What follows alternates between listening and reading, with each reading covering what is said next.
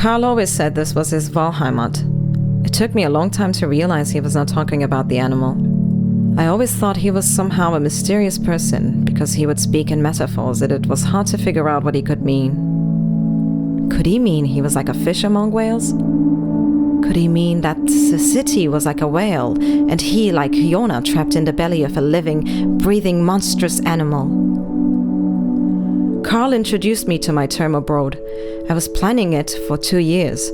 I told him, being abroad now just means being alone in a room in a different country.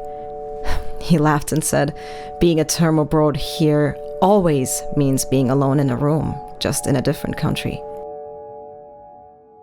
Carl was my mentor here. I met friends from back home all the time online, but he was the only one I met from here, besides the hundreds of people in our lectures. He was a guarantee that I was really in a different country, and he helped me with the bank account and translated the ever-so-changing laws and Maßnahmen to me.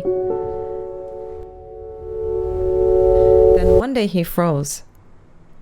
I thought his computer broke down, but it didn't.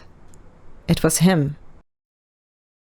I screamed at him, thought he was making fun of me. So I called him and heard his telephone on the other side, but he didn't answer. I had such a strange feeling. I had to find him, pandemic or not. He gave me an address once, so I walked there. I didn't even have a bike, so I walked.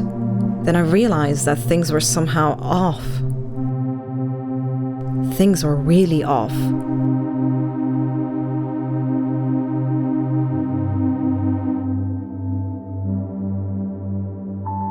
I remember the day when I was a child. It was the day I saw that huge train crash in the TV. That day, everything was off too. I didn't think about the day for a long time, and I guess I came up with an explanation later. A realization that it was stupid, because I was a child. But now I'm not so sure anymore. And I remembered what my grandmother told me. I should climb on the highest tree. From there, I could see things differently. And if I came back down, things would be normal. And they were. Suddenly, I had the urgent feeling I needed a place where I could look at things from above. I remembered Carl posting pictures from that place on Instagram. It was a former waste disposal site, but it was pretty. And it was the highest spot around. I moved up the trash hill. I climbed on what looked like a red whale on top of the hill. Would things be different when I got down again? Later, I found the spot I was told about.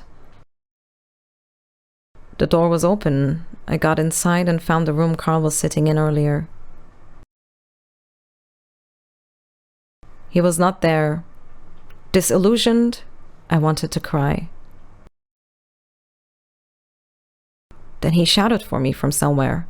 There you are. I was worried. You were frozen for such a long time.